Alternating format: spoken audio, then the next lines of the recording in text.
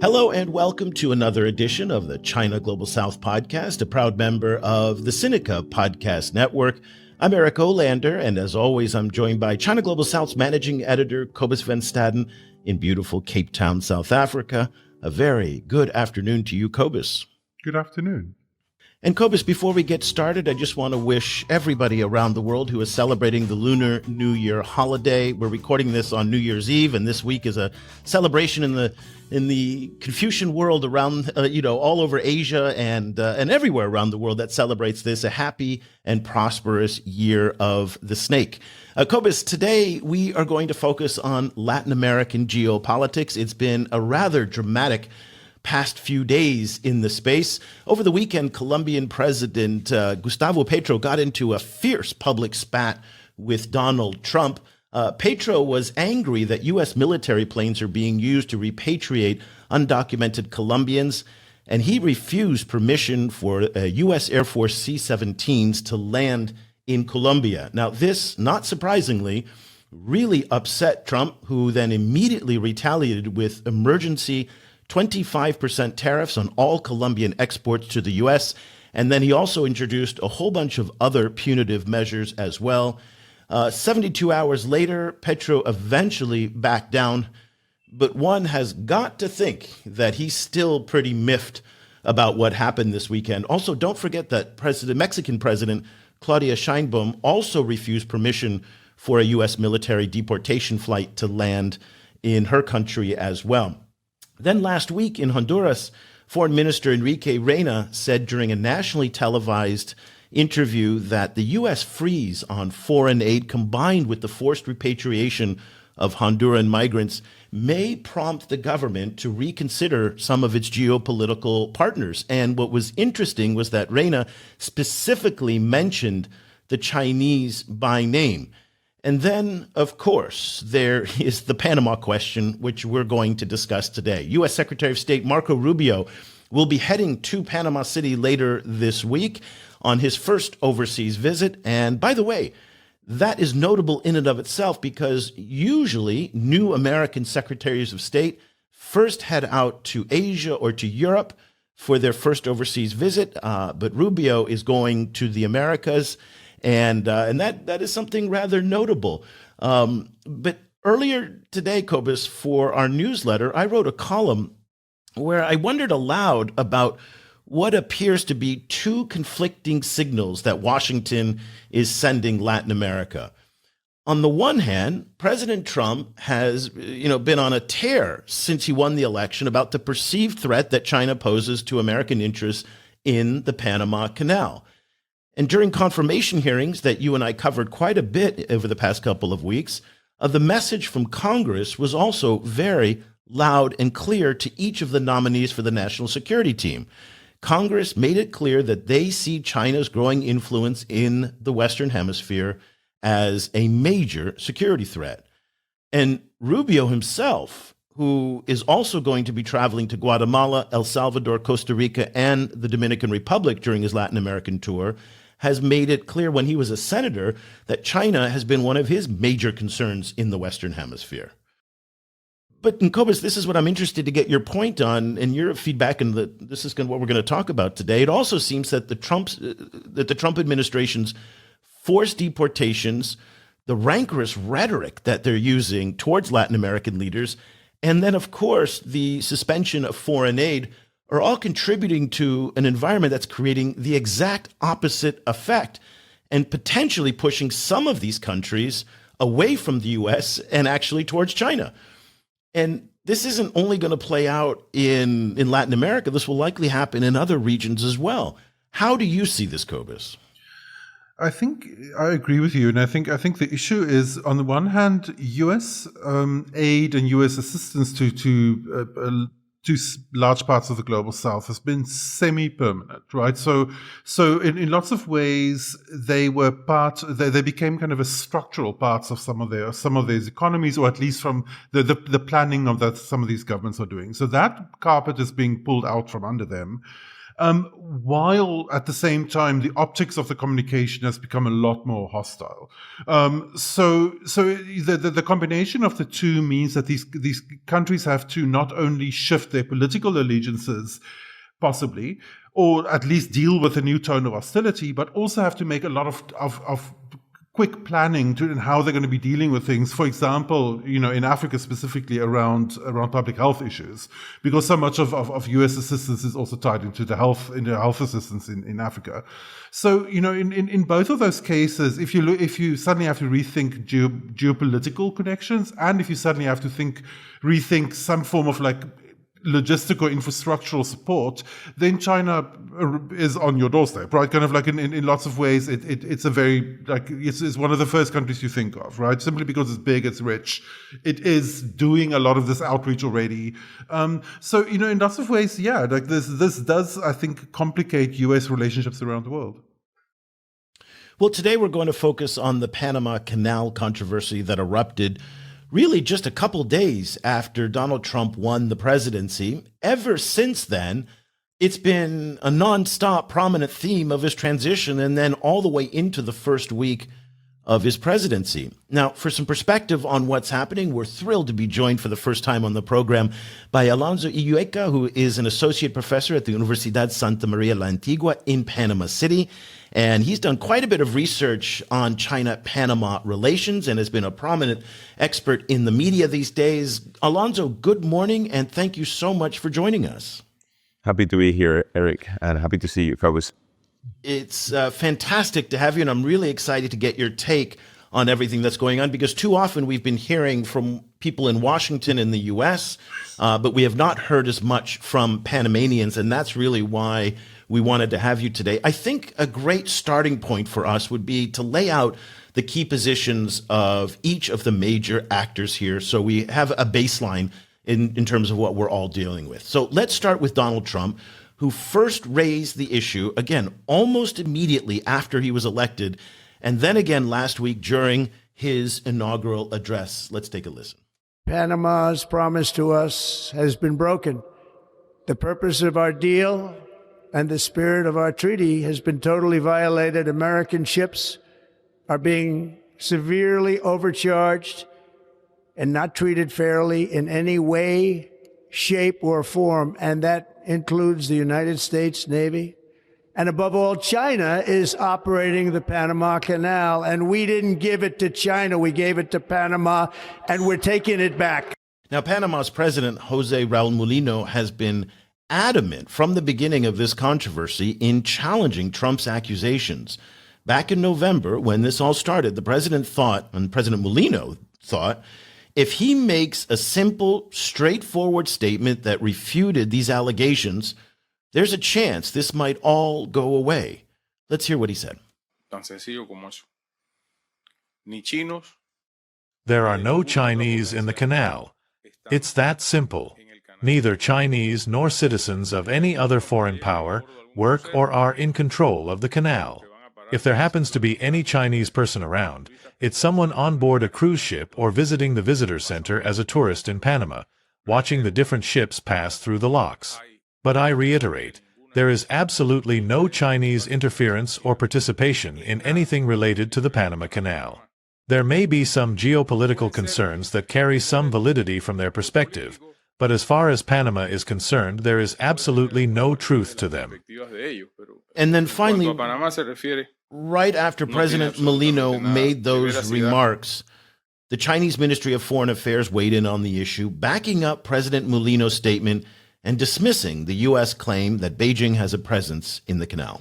We agree with what Panamanian President Mulino said, that Panama's sovereignty and independence are non-negotiable, and that the canal is not under the direct or indirect control of any major power. China does not participate in the management and operation of the canal, and has never interfered in the affairs of the canal. China has always respected Panama's sovereignty over the canal and recognized as a permanent neutral international waterway. Okay, Alonso, there we have it, the accusations and the rebuttals. What do you make of all of this? So just a few things to add up. First, on the clip of President Trump in his inaugural speech, he referred to Panama, to the Panama Canal, but prior to stating the concerns that he conveyed to the war, basically he mentioned President or former President William McKinley. And that's very important to understand President Trump's psyche, in the sense that President McKinley was the president who presided over U.S. ascent as a global superpower. He presided over the results of the 1899 war between the U.S. and Spain, which ended up giving the U.S. basically control or significant influence over Puerto Rico, over Guam, over the Philippines, and I would like to add Cuba. He also presided over the U.S. incorporating into the United States of America the island of Hawaii. And he also presided over the U.S. triumph over the U.K. in a conflict that they had in Central America over who will build the canal. And they triumphed after a treaty, which is called the Hay-Pauncefoot Treaty, signed in 1901 between Secretary John Hay and the Foreign Secretary of the UK. So this is very important because it basically states the U.S. strategic objectives in a very plain way, in a very straightforward way, in the sense that they want to take back the Panama Canal because they want to emulate President McKinley. That's, for me, a very concerning point. On the China side, it is important to draw also clear distinctions, which also it's a counterpoint to President Trump's position, in the sense that influence is very, very different from control. China, in fact, exerts influence in Panama. This is in due regard because of the U.S. lack of influence in the recent years. Remember, Panama established diplomatic ties with China in 2017. From 2017 up until today, the U.S. had no ambassador for the 4 years of the Trump administration in Panama after Ambassador John Finley presented his resignation. And afterwards, the Chinese have maintained basically a very robust diplomatic presence. Firstly, through Wei Qian, who was a very knowledgeable and very articulate diplomat, and now with Xu Shuizhuang, who was the former Charge d'Affaires in the U.S. So look at the importance China gives to Panama in their diplomatic post, in the sense that they sent their former head of mission in the U.S. during the balloon crisis to preside over the Panama mission. So in the case of Panama, we are still trying to make sense of what President Trump said. In the strict sense of international law, those are threats on the use of military force. We are going to take back the Panama Canal. That's a threat against the territorial integrity and political independence of my country. So it is very, very concerning because we are dealing with our closest ally. Since 1977, after the canal treaties were signed, Panama and the U.S. established a new relationship, and a relationship but that was not based on interventionism, that was not based in colonialism, was actually based on a mutual partnership in order to preserve the neutrality of the Panama Canal, which in the end, in my concept, is a military alliance to protect the canal. And it's not only protected by the U.S. and Panama, it's protected by 39 other states, including Taiwan, including all of the other permanent members of the Security Council, and the only missing piece is the People's Republic of China. China is not a party of the neutrality regime of the Panama Canal.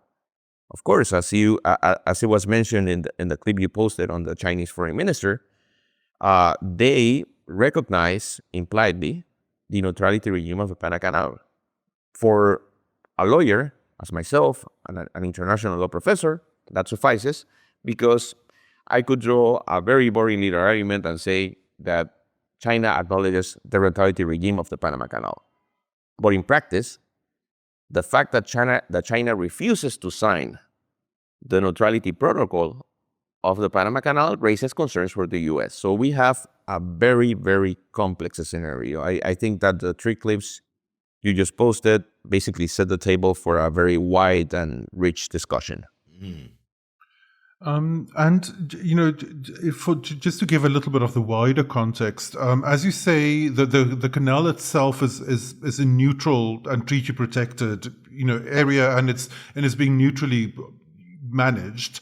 But at the same time, Chinese companies have quite a large presence in around the canal, rather than not in the operation of the canal itself, but adjacent to the canal. So I was wondering if you could talk a little bit about the wider Chinese corporate and other presence in Panama. Of course, that's very, very important, because we have to take as a starting point 2017. After the U.S. basically withdraws his ambassador from Panama, we ended up with significant levels of Chinese presence. And this is very, very interesting, because in a period of 7 years, the influence of China has grown significantly. I would just like to refer to one data point, the China index. From 2022 to 2024, Panama was, out of around 80 countries, number 23 in levels of influence. Nowadays, in the 2024 version, we are number 12 in the world, in a list of around 98 countries. So China has significant levels of influence. Where is this influence projected? Well, it is not projected in the canal, number one. Again, I would like to reiterate that it is very different to refer to influence to control. And it is very, very different to refer to influence than operation over the Panama Canal. They don't have a glimpse. They don't have even a say in what happens in the canal. But they do have presence next to the canal, to what the former president here in Panama calls the canal conglomerate. So you have a Chinese Hong Kongese enterprise called CK Hutchinson Holdings, formerly known as Hutchinson Whampoa, controlling two ports of 5 ports around the canal. But are basically the most important ports, one in the Pacific and another one in the Caribbean or in the Atlantic Ocean. It's the ports of Balboa and the port of Cristobal. This is not the only way in which China projects its presence in Panama. China is right now building the 4th bridge over the Panama Canal. So basically, we have currently 3 bridges over the Panama Canal. China is building a 4th one, and this is to Land Bridge Group. We also have a Chinese company building a cruise port. That's one very, very close to the canal entrance. This port has been basically denounced by U.S. Southern Command Commander Richardson as a dual-use or potential dual-use facility. If we go even further, we can find another interesting point of concern for the U.S., which was the port facility they will build in Isla Margarita. Isla Margarita is in a former U.S.-controlled military zone. And the Panamanian government decided to take away that concession from China Communications Construction Company, and also from, I think it was Land Bridge Group or Shanghai Gorges, if I recall properly. But that was a very significant step undertaken by the Panamanian government in order to ease up their relations with Beijing. This is currently on arbitration, and it's a very, very large arbitration for my country. It's around $900 million, almost $1 billion, as you will call it in the Anglo-Saxon language, in the English language. So in that context, you have significant projections in the fields of infrastructure, but I wouldn't limit their presence in the fields of infrastructure, because as a China index shows, the fields in which the People's Republic of China exerts less influence in Panama are the fields of military and economic influence. If we go to the media, to academia, to society, to law enforcement, to technology, domestic politics, and foreign policy, it's all U.S. No, it's all China. That's where we should be concerned. That's Okay. that's my point, in the sense that when compared to the to other countries, the levels of economic influence China has is very, very little. Is basically measuring 27.3%, and the medium of all other countries is 35.6%. So we are below the medium. And also the same happens with the military. But when we go to fields such as domestic politics, they have influence of 82.5%, because in Panama we have the largest Chinese diaspora in Central America, which represents around 200,000 or 300,000 persons. Okay. On the foreign policy realms, we have 68.2% of influence, which compares to the medium of all other countries, which is 49.5%. So I have a very complex, but I think it goes right down your alley, guys, of theory. Yeah. I think that the current position the U.S. is undertaking in Panama can produce exactly the opposite results it is expecting, because by not properly analyzing the complexity of the influence that China exerts in Panama, which goes way beyond the economy, which goes way beyond the military sector. Panama has no army. We shouldn't be concerned that much about the army. We should be more concerned on the realms of technology, on the realms of domestic politics, of foreign policy, on the media, on academia. Then what is going to end up leading to, what the U.S. is going to provoke, is that Panama is going to go more into China's spheres of influence. So basically, with Trump's gambit, what can end up happening is the complete opposite. That's right. Instead of bringing it closer to the U.S., basically you will alienate one of your most trusted allies in the foreign policy, domestic politics realm. And by putting away the values component of the equation, basically you are giving Beijing the upper hand.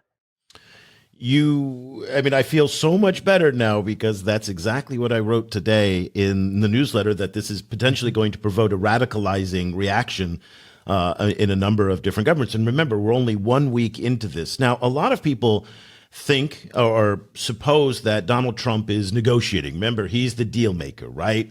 So he's going to threaten you with some kind of invasion. We're going to take it back. But really what he wants C.K. Hutchinson Whampoa out. He wants Li Ka-shing, who runs Whampoa, out of the canal. So they would be happy if 2 of those 5 ports that were run by Whampoa, they're booted out. That's what he's really going for. Do you think that is a reasonable ploy, that he threatens with invasion, he threatens with forced, taking it back, but at the end of the day, he's really not going to do that. He's just trying to bully you into, expelling the Hong Kongese from operating those 2 ports? Yeah, certainly that can work, and we have seen the exchange between President Trump and President Petro of last night. I know we are recording this on Monday, so yeah, it is last night. So that exchange is very telling, in the sense that President Trump is willing to use the threat of tariffs, the threat of economic sanctions, the threat of access to, for example, the U.S. dollar or the U.S. banking system against its own allies. In the case of Colombia, this is it's a very, very grave situation. But in the case of Panama, it will mean the apocalypse. And I'm being very, very, very emphatic, because we have a dollarized economy. So we have the US dollar here. Every single monetary transaction that goes out of Panama has to go through New York. And there are many other components that will point out to the fact that basically the threat of economic sanctions will remain very, very effective. So they can squeeze you. They've got a real leverage point over you. Yes, and I do believe that there are other components in the Trump's policy towards Panama which go way beyond the China affair. It could also mean something tied to the tariffs that are charged to U.S. ships or ships destined to the U.S. in their passage through the canal. And it could also mean something along the lines of immigration. Of course, this still has to do with China because there is a small component of Chinese immigrants that transit through Panama en route to the United States. But we should not be 100% focused on the China-Hong Kong rift, because there are other things in which basically President Trump will want to exert more levels of influence or would like the Panamanian government to draw even more concessions. So it's a mix. Yeah. Do you in the process do you see that China will try and take advantage of this by increasing its outreach to Central and Latin America, or do you think China may kind of hang back for a while and see how things develop first? It is difficult to see what's Trump's counter-proposal vis-a-vis China. Like his proposal towards Panama, in my opinion, in my humble opinion, it is very clear. It was drawn after the inaugural speech and the reference to former President McKinley. In the case of China, I will think that what the Trump administration is proposing is that we go back in time. We go back in time to the 19th century, to the era of gunboat diplomacy, and to the era of spheres of influence. Or quoting the people that we shouldn't be quoting, the Nazis, the vital space of a certain country. So in that regard, the U.S. will view Latin America as part of its vital space. Or more particularly, it will view Panama, Greenland, Mexico, and Canada, which have been the victims so far of Trump's blatant rhetoric, and now we have to add Colombia as part of the vital space of the U.S. In that regard, what really concerns me is what the Trump administration or President Trump will deem to be the vital space of China, because that will touch directly on the point of Taiwan, which in this Trump administration, in Trump 2.0, has not received any type of significant support. So that's our key concern for me, because I see that one of the beacons of democracy, of free markets, of human rights in Asia will basically suffer the consequences of U.S. withdrawal to its own spheres of influence. And let me be clear with something. Yes, we will have spheres of influence, but President Trump's presumption is to be a primum inter pares. So yes, he wants spheres of influence. He wants every single country, every single great power to have its own neighborhood. But between those great powers, the U.S. is the first among all of them. How much agency, though, does Panama, which you've said is limited by its vulnerabilities because of its exposure to the U.S. financial system, but countries like Mexico and Colombia, how much agency do you think these Latin American countries have in pushing back? Now, Colombia had to bend at the last minute.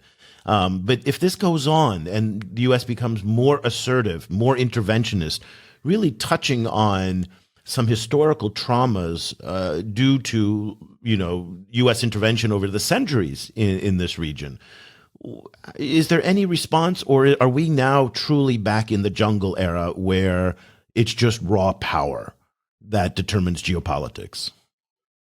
That's a very complex question, and it requires a very complex answer. Number one, I will say that Panama has, of course, a key geostrategic feature. It has a very, very important geostrategic position. But the main feature and its competitive advantage vis-a-vis other key waterways or choke points is the stability that it is tied to the Panama Canal. When you draw a comparison, for example, between the Strait of Taiwan, the Strait of Malacca, the Indic Ocean, Bab el-Mandeb, Suez, Gibraltar, the Horn of Africa, the Cape of Good Hope, in every single one of those routes, you have potential conflict or tensions. Even in Gibraltar, you have the fight between the UK and the Spanish, for control of Gibraltar. When you have to get access to Bab el-Mandeb, you have the war in Yemen, the Horn of Africa, you have piracy, and so on. In the case of Panama, the relative comparative advantage and competitive advantage is the stability point. And that's what Trump is directly threatening. So that can invigorate, in part, the nationalistic and patriotic sentiment in the Panamanian people. We have to remember something. Panama is the only country in the world that before being a country already had a treaty allowing U.S. to intervene in Panamanian domestic politics. And I'm not referring to the 1903 treaty, the Canal Treaty, the Hebu no Barilla. No, I'm referring to the 1846 Mayarino-Bidlack Treaty, which Nueva Granada, which was a union between Panama and Colombia, granted a U.S. intervention right in Panama, not in the entire territory of Nueva Granada. So what to do? For Panama, you have a pickle in the sense that you need to preserve the stability, because if you don't have stability, you lose competitive advantage. And also you have economic dependency tied to the canal and tied to the U.S. 70% of the ships that transit through the canal have as a destiny the U.S. So we have strategic dependency, something that we, the China experts and the China enthusiasts, we like to try to prevent whenever we deal with China. We try to avoid strategic dependency. Well, Panama has strategic dependency at this moment with the U.S. What can Panama do? It's very little. And let's draw a comparison between the replies of President Sheinbaum and President Petro. If we go into a deep analysis of what happened yesterday, we could have some obvious answers, because the reply of President Sheinbaum and the reply of President Petro were actually and factually the same. They both rejected that a military plane carrying deportees, people that were subject of deportation, could land on their territory. They could not access even their space, their airspace. So in that context, why the answer of Trump was different to Colombia than to the one he issued for Mexico, that until now, we have not received any type of significant response. Nothing, no. Why is that? Well, I'm not an economist, but the fact is that if Trump imposes tariffs on Mexico, basically, they could be facing a recession, the United States of America. In the case of Colombia, it's very different, because Colombia is one of the few countries to which the U.S. has no commercial imbalance. It basically has surplus. So it is more the things that the Colombians export to Colombia from the U.S. than the things that Colombia sends to the U.S. So that gives you a counterpoint to the prevailing theory in the field that if you face up Trump and earn his respect, he's not going to bully you around. At the end, we have a very similar dilemma to the one the Malians have in the Melos dialogue that Thucydides draws upon in his book, The History of the Peloponnesian Wars. The strong do what they want, and the weak suffer what they must. That's right. So that's the era that we're in now. Yep. Wow. Cobus, go ahead. In that vein, one would also, I think, has to acknowledge that particularly, I think, like around the politics of foreign assistance being cut. Obviously, foreign assistance helps these countries, and they're very dependent on it. But at the same time, it also extends U.S. leverage, as Trump is now using. As if Trump withdraws some of this aid, and in other ways complicates these relationships that kind of in the past was seen as almost structural, right? Kind of as almost in a way where people like they were, the US was there, like, I live in Cape Town, so there's a mountain in the middle of the city. The US was basically there, like, it was like living next to the mountain. The mountain isn't one day kind of getting up and leaving, right? It's a permanent part of your landscape. Now that landscape is being reshaped, do you think not in the short term, but in the medium term and longer, it's now going to become a big priority for these countries to try and kind of deleverage the US out of their economies, out of their politics, to try and kind of like get other options to try and lessen their exposure to the US? Of course, I agree 100% with you. Like, in the sense that we have to end our vacation with history. That, I think, was the Finnish foreign minister, I think, who used or coined that term recently vis-a-vis Europe relations with Trump. And I think that the toolkit that we have acquired, at least the China observers in the region and in the global south in general, is that we have to avoid strategic dependency. So we need to diversify our partners. We have to basically transcend this false binary between the US and China and explore other markets and other alliances. I think that's what's going to push other countries in the global south in the next few years, the Trump administration. But in that regard, it is, I think, very important to bear in mind that one of the key components of the foreign policy of the U.S. Is the part of what the academia calls the soft power, and I think that's a component of what Cobus was mentioning in his question. Because in the current situation, basically the U.S. is cutting all types of assistance that basically in the past will assist the work, for example, that I'm carrying on. I will go and work as a center point of my countering the PRC influence in my country and more broadly in my region. It was a work focused on values. Focus on the values of democracy, focus on the values of transparency, and focus on the values of human rights.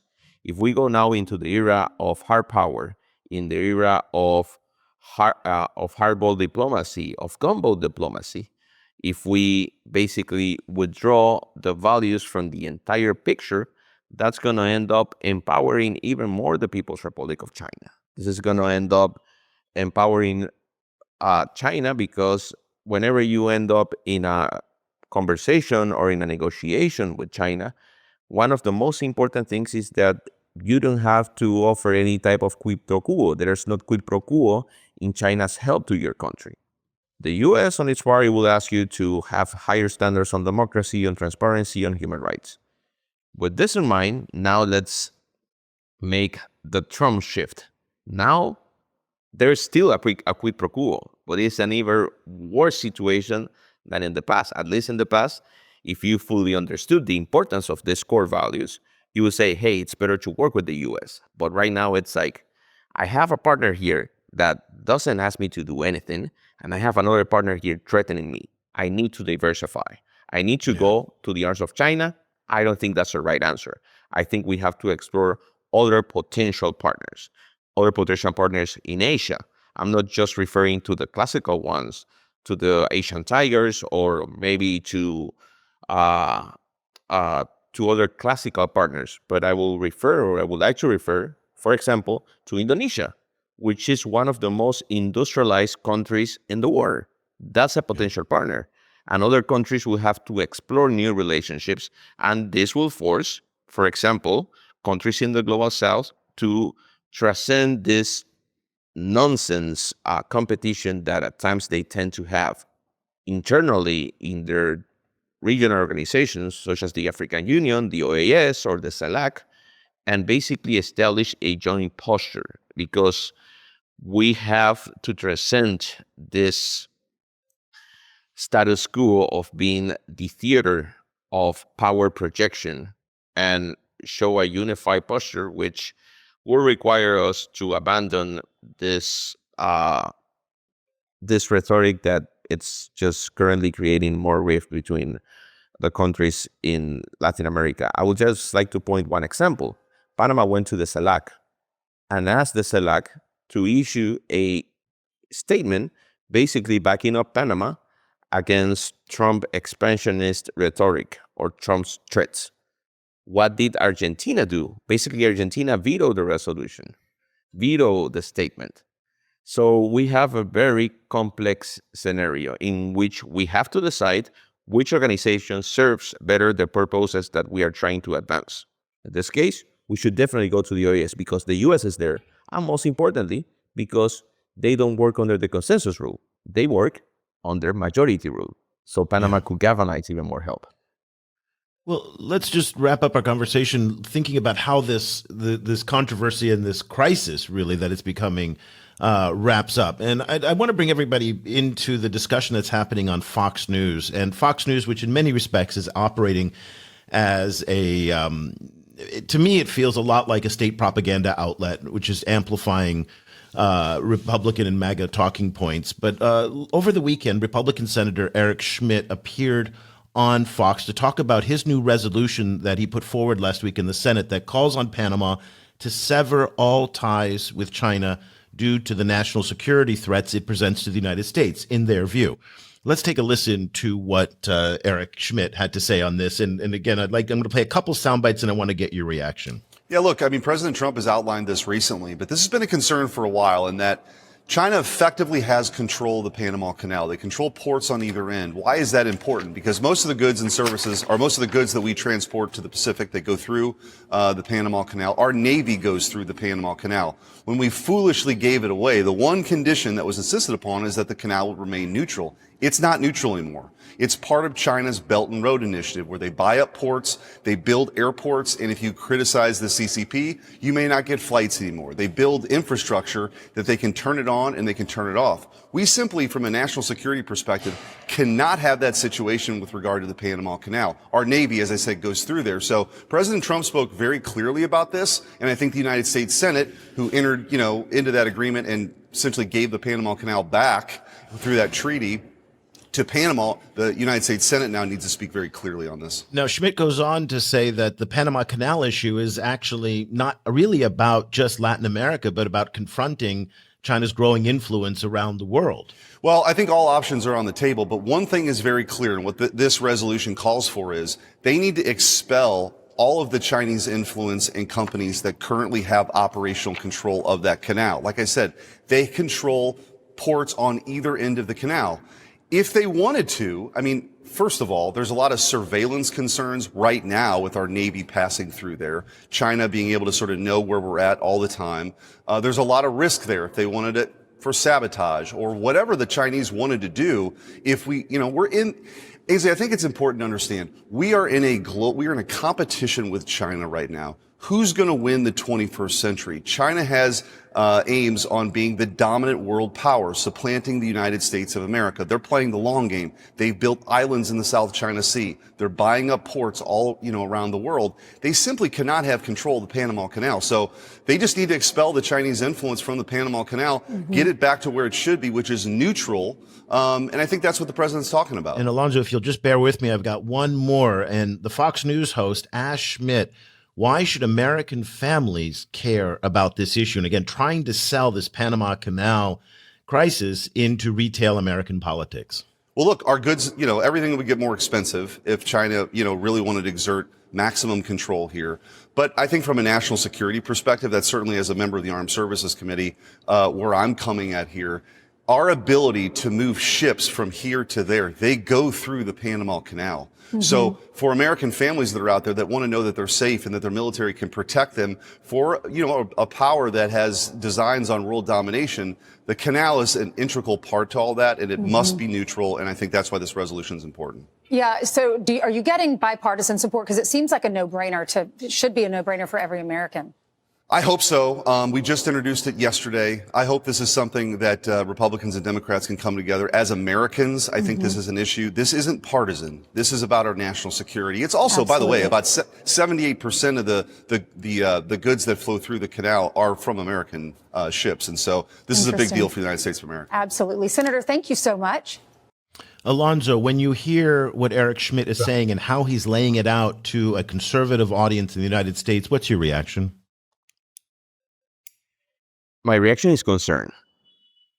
Again, as any China expert, as any person that undertakes a significant part of his time in studying the levels of influence China exerts in Panama, exerts in Latin America, and more broadly exerts around the world, as a person that believes that the Chinese Communist Party is committing genocide in Xinjiang, in eastern Turkestan, that is persecuting the Christians in Hong Kong, that is persecuting the Tibetans in the Tibet, I understand all the concerns that the senator just conveyed to the American public and to the conservative movement in the U.S. But there are, again, blatant lies in his statement. Number one, China does not control the canal. That's very crystal clear. The canal is operated by a public law entity called the Panama Canal Authority. The canal has a neutrality regime. If the neutrality regime is basically being violated by Panama, it should not be only the concern of the U.S. That's one thing that the senator is forgetting, because we have other 39 states, including the United Kingdom, including the French, and including, I must add, basically because of the current situation, Canada and Denmark. So they should also be concerned if apparently this neutrality regime was being violated by Panama jointly with China in some sort of a scheme. Particularly on the point that he is worried about the potential dual use of the port facilities and their ability to close the canal, I would just like to point out another important fact that I believe the senator is forgetting, or maybe he's not aware of. Panama is such a close ally to the U.S. that Panama and the U.S. have a treaty that allows the U.S. to patrol Panamanian territorial waters. So we have basically given up our sovereign right to patrol our territorial waters in favor of the U.S. Panama is part of the Proliferation Security Initiative launched, for example, by President Bush, Bush II.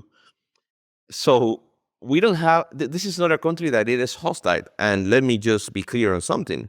As an international law professor, I completely oppose the Salas-Becker Treaty, which is the one that gave the U.S. the right to patrol Panamanian territorial waters. But this is important to articulate in the correct manner, because what we currently have is an ally that it seems to be being bullied. And on the other point that I wanted to react is on the request to cut off diplomatic ties with Beijing. Again, I do believe that Panama needs to reestablish some sort of informal relationship with Taiwan. This is necessary. And it will be a strategically sound decision. But again, it will not serve the purpose of the canal neutrality over the Panamanian role in the international community, not to recognize a country which has 20% of the global population, a country which is a permanent member of the Security Council. We need to recalibrate the relationship. The way in which we can recalibrate the relationship is by easing up economic ties and the negotiations of a free trade agreement. We have to require, as a non-starter, as a sine qua non thing, to China to adhere to the permanent neutrality protocol of the canal. And also we need to establish informal ties with the Taiwanese. That will be a sound strategy to ease up our relations with Beijing, to appease in sort of a way the U.S. But again, that request to break diplomatic ties with China doesn't make any sense. Yeah. The U.S. has diplomatic ties with China. Why wouldn't they break their diplomatic ties with Beijing and establish them with Taipei. I agree that we should find a modus vivendi with Taipei, and we need to. Taipei is a very, very important country and a very, very important ally for all the good causes that we defend, democracy, human rights, and transparency. But in recognizing the complexity of the situation in the Taiwan Strait conflict, we can accommodate up to a certain extent. We can reestablish informal ties with Taipei, but we cannot go as far as breaking diplomatic ties upon a threat from a president of another country. That doesn't make any sense in diplomatic law or international law. And for those out there that think a U.S. military intervention in Panama is inconceivable, I want to remind everybody that I am old enough to remember when the United States military landed in Panama City to topple Manuel Noriega, again in the late 80s. I was a teenager at the time, so this is not ancient history about U.S. military intervention in Panama. Alonso, thank you so much for taking the time to lay this all out and to share your insights with us. We really appreciate it. By the way, we are going to be launching a Spanish language edition later this year, looking at China and Latin America, and China and South America in particular. And we hope that you will be a prominent presence on that site with your insights and quoting you in the media and whatnot, and also in a future Spanish language podcast as well. Alonso Illueca is an associate professor at the Universidad Santa Maria La Antigua and joins us from Panama City. Alonso, thank you so much for joining us and taking the time today. My pleasure, Eric and Cobus. Glad to be here. Really appreciate it. And Cobus has to run to a meeting now, so we can't do our normal, usual wrap-up. So I'll just quickly wrap everything up here and just to remind everybody, if you'd like to support the work that we're doing at the China Global South Project and the work that Cobus, Giraud, Edwin, and all the team doing in Asia, Africa, and the Middle East, and soon in Latin America, go to ChinaGlobalSouth.com/subscribe. And if you are a student or a teacher, and Alonso, you'll get a 50% discount because you're in the academia. Subscriptions start at just $10 a month. And you can email me, Eric at ChinaGlobalSouth.com for the links. Cobus and I will be back again next week with another edition of the China Global South podcast. Until then, for Cobus van Staden in Cape Town, South Africa, I'm Eric Olander. Thank you so much for listening and for watching.